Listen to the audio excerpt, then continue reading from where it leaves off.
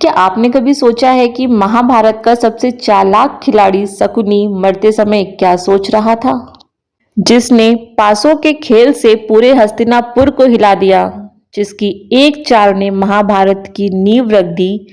क्या उसे अपने किए पर पछतावा हुआ था या नहीं? और भक्तों, सबसे बड़ा सवाल, क्या उसने द्रौपदी के अपमान को अपनी सबसे बड़ी गलती माना? आज की इस कहानी में हम जानेंगे शकुनी का वो अंतिम सच जो शायद बहुत कम लोग जानते हैं। वीडियो को अंत तक जरूर देखिएगा, क्योंकि आखिर में जो सच्चाई आपके सामने आने वाली है वो आपको सोचने पर मजबूर कर देगी कि क्या ऐसा भी हुआ था। आज की ये कथा अगर आपको अच्छी लगे तो हमारे चैनल को सब्सक्राइब जरूर कीजिएगा। तो चलिए बिना देर किए कथा को आगे बढ़ाते हैं। जब शकुनी युद्ध भूमि में घायल होकर अंतिम सांसें ले रहे थे, तो कहा जाता है उनके मन में अपने कर्मों का एहसास होने लगा था। वह द्रौपदी के अपमान और पूरे युद्ध की जड़ को समझ चुके थे। भक्तों, कुरुक्षेत्र की धरती खून से लाल हो चुकी थी। चारों ओर सब बिखरे पड़े थे और युद्ध की भयानक गूंज अब धीरे धीरे शांत हो रही थी। कौरवों का अंत हो चुका था और उसी रणभूमि में चालाकी और षड्यंत्र का सबसे बड़ा खिलाड़ी, गांधार का राजकुमार शकुनी। उसका शरीर तो टूट चुका था, लेकिन उसकी आंखों में अभी भी एक अजीब सी चमक बाकी थी, जैसे वह अपने जीवन के हर कदम को याद कर रहा हो। भक्तों, कहा जाता है कि उस समय शकुनी के मन में दो भाव एक साथ चल रहे थे। एक तरफ अपने परिवार के साथ हुए अन्याय का दर्द और दूसरी तरफ अपने कर्मों का पछतावा। वह धीरे धीरे बुदबुदाया, मैंने जो किया वह सिर्फ खेल नहीं था, वह मेरे अपमान, मेरे परिवार के विनाश का बदला था। लेकिन यह बदला अब पूरे आर्यवर्त को जला चुका है। भक्तों, रणभूमि की धूल अब धीरे धीरे बैठ रही थी। टूटी हुई रथों की ध्वनि, बिखरे अस्त्र शस्त्र और मौन में बदली युद्ध की गूंज, सब कुछ इस बात का संकेत दे रहे थे कि एक युग समाप्त हो चुका है। और इसी वीरान क्षण में घायल पड़ा शकुनी अपनी धुंधली होती दृष्टि से चारों ओर देखने की कोशिश करता है, और तभी उसकी नजर ठहर जाती है दूर खड़ी द्रौपदी पर।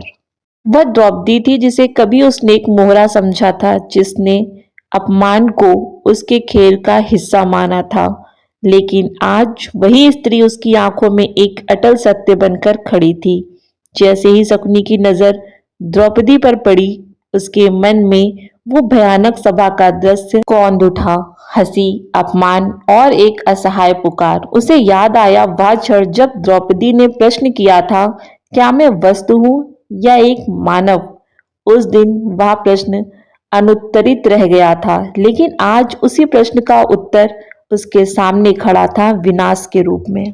आज शकुनी की आंखों में द्रौपदी के लिए ना तो तिरस्कार था, ना चालाकी, बल्कि एक गहरी स्वीकृति थी कि उसने एक बहुत बड़ी भूल की थी। वो धीमी और टूटी हुई आवाज में कहता है, द्रौपदी, उस दिन मैंने तुम्हें कमजोर समझा, तुम्हारे आंसुओं को नजरअंदाज किया, लेकिन आज समझ आया कि वही आंसू इस महायुद्ध की सबसे बड़ी वजह बने। द्रौपदी शांत खड़ी थी, ना कोई उत्तर, ना कोई कटाक्ष, बस एक गहरी और स्थिर नजर, जैसे वह सब कुछ समझ चुकी हो। शकुनी आगे कहता है, मैंने सोचा था कि शक्ति सिर्फ राज सिंहासन और चालों में होती है, लेकिन आज देख रहा हूँ कि एक स्त्री का अपमान भी पूरे वंश को समाप्त कर सकता है। उसकी आवाज में अब डर नहीं था, बल्कि एक कठोर सच्चाई का स्वीकार था। उसने कहा, द्रौपदी, तुम्हें अपमानित करके मैंने सिर्फ तुम्हारा नहीं बल्कि धर्म का भी अपमान किया था। उस समय दोनों के बीच शब्द कम थे, लेकिन जो कहा नहीं गया वो ज्यादा गहरा था। द्रौपदी की आंखों में वर्षों का दर्द था, लेकिन साथ ही एक शांति भी थी, जैसे न्याय हो चुका हो। और शकुनी की आंखों में पहली बार हार नहीं बल्कि समझ थी। आखिर में शकुनी बहुत धीमी आवाज में कहते हैं, द्रौपदी, अगर उस दिन मैंने तुम्हारी पीड़ा को समझा होता तो शायद आज ये अंत ना होता। उसकी नजर धीरे धीरे धुंधली पड़ने लगी, लेकिन आखिरी क्षण तक वह द्रौपदी को ही देखता रहा, जैसे वह उसी में अपने हर पाप का उत्तर ढूंढ रहा हो। भक्तों, ये सिर्फ दो पात्रों का सामना नहीं था, अहंकार बनाम सत्य, अत्याचार बनाम न्याय और एक स्त्री के अपमान का परिणाम, यही कारण है कि यह दृश्य महाभारत की सबसे गहरी सीखों में से एक माना जाता है। कभी भी किसी के सम्मान को ठेस मत पहुंचाओ, क्योंकि उसका परिणाम समय जरूर देता है। शकुनी की सांसें भारी हो रही थी, लेकिन मन अतीत की हर घटना को एक एक करके जी रहा था। गांधार का अपमान, परिवार की पीड़ा और फिर धीरे धीरे पनपता हुआ प्रतिशोध।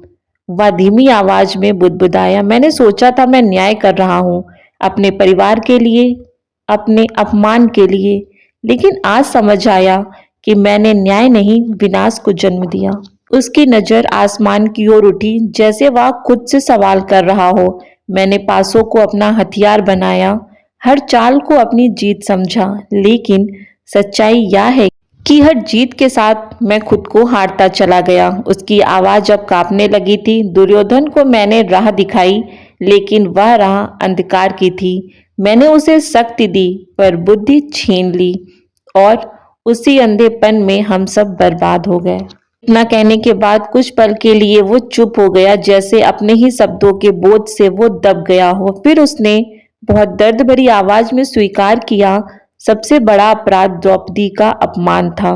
उस दिन अगर मैंने उसे रोका होता तो शायद यह युद्ध कभी नहीं होता। उसकी आंखों से आंसू बहने लगे। यह वही शकुनी था जो कभी किसी के सामने नहीं झुका। उसने कहा, मैंने सोचा कि मैं खेल खेल रहा हूँ, लेकिन सच यह है कि मैं खुद ही उस खेल का सबसे बड़ा मोहरा बन गया। अब उसकी आवाज बेहद धीमी हो चुकी थी, लेकिन हर शब्द सच्चाई से भरा था। उसने कहा, अहंकार सबसे बड़ा धोखा होता है। यह हमें यह विश्वास दिलाता है कि हम सही हैं, जबकि हम धीरे धीरे अपने ही अंत की ओर बढ़ रहे होते हैं। अंतिम बार आंखें बंद करने से पहले जैसे पूरी दुनिया को एक संदेश दिया। उसने कहा, अगर समय लौटता तो मैं बदले की जगह क्षमा चुनता, क्योंकि बदला सिर्फ आग देता है और क्षमा ही शांति। और यही था उसका सबसे बड़ा सच, एक ऐसा सत्य जो बहुत देर से समझ आया, जब सब कुछ खत्म हो चुका था। भक्तों, यह सिर्फ एक पात्र का अंत नहीं था, बल्कि अहंकार, छल और प्रतिरोध के अंत का प्रतीक था। यही कारण है कि यह प्रसंग आज भी हमें सोचने पर मजबूर करता है, कहीं हम भी तो नहीं जीवन में ऐसी राह पर बढ़ रहे हैं। भक्तों, महाभारत से हमें कई गहरी बातों का पता चलता है, जैसे प्रतिशोध, बदला कभी साधारण नहीं होता, यह सिर्फ विनाश लाता है। अहंकार और छल इंसान को अंत में अकेला कर देता है। एक गलती, द्रौपदी का अपमान, पूरे इतिहास को बदल सकती थी, परंतु हुआ नहीं। और सबसे बड़ी बात, कर्मों का फल हर किसी को भुगतना पड़ता है। भक्तों, शकुनी की सबसे बड़ी ताकत उसकी चालाक बुद्धि थी, लेकिन वही उसकी सबसे बड़ी बुराई बन गई। वह हर रिश्ते को एक खेल की तरह देखता था, जबकि द्रौपदी रिश्तों की मर्यादा को सबसे ऊपर रखती थी। शकुनी का जीवन प्रतिशोध से भरा था, जबकि द्रौपदी ने न्याय की राह चुनी। भक्तों, जहां शकुनी ने छल और धोखे से जीतने की कोशिश की, वहीं द्रौपदी ने सत्य और धर्म का साथ नहीं छोड़ा। शकुनी की सोच ने पूरे वंश को विनाश की ओर धकेला, जबकि द्रौपदी की पीड़ा ने धर्म की स्थापना का मार्ग बनाया। द्रौपदी की सबसे बड़ी विशेषता उनकी अडिग आस्था और धैर्य थी, जो कठिन समय में भी नहीं टूटा। शकुनी की सबसे बड़ी कमजोरी उनका अहंकार था, जिसने उसे सही और गलत में फर्क करने नहीं दिया। द्रौपदी ने अपमान सहकर भी अपने सम्मान के लिए आवाज उठाई, जो उसकी असली शक्ति थी। अंत में शकुनी की चालें खत्म हो गईं, लेकिन द्रौपदी का सम्मान और सत्य अमर हो गया। अगर आपको महाभारत से जुड़ी ऐसी भावनात्मक और सीख देने वाली कहानियां पसंद आती हैं तो इस वीडियो को लाइक जरूर करें, क्योंकि एक लाइक आपका हमें और बेहतर कंटेंट बनाने की प्रेरणा देता है। साथ ही इस कहानी को अपने दोस्त और परिवारों के साथ भी जरूर शेयर करें, ताकि हर कोई शकुनी और द्रौपदी की सच्चाई और इससे मिलने वाली सीख को समझ सके। और अगर आप चाहते हैं कि हम ऐसी ही और रहस्यमय, ज्ञानवर्धक और दिल को छू लेने वाली कहानियां आपके लिए लाते रहें, तो हमारे चैनल को सब्सक्राइब करना ना भूलें और साथ ही बेल आइकन दबाएं, ताकि हर नई वीडियो की नोटिफिकेशन आपको सबसे पहले मिले। भक्तों, आपका हर सपोर्ट हमारे लिए बहुत मायने रखता है, क्योंकि यहाँ हम सिर्फ कहानियां नहीं सुनाते, बल्कि इतिहास और भावनाओं को जीवंत करते हैं। आज की इस कहानी का अंत यही होता है, लेकिन क्या आपने कभी सोचा है कि शकुनी ने आखिर ये सब क्यों किया? क्या वह सिर्फ एक खलनायक था या इसके पीछे छिपी थी कोई गहरी मजबूरी, कोई दर्द, कोई अधूरी कहानी? क्या उसके हर कदम के पीछे कोई ऐसी सच्चाई थी जिसे आज तक बहुत कम लोग जानते हैं? अगले वीडियो में हम जानेंगे शकुनी के जीवन का सबसे बड़ा रहस्य, उसके बदले की असली वजह और वो कहानी जिसने उसे ऐसा करने पर मजबूर किया। तो जुड़े रहिए हमारे साथ, क्योंकि अगली कहानी में सच और भी गहरा होने वाला है। ध्यान रखिए अपना और अपने परिवार का। जय श्री कृष्ण।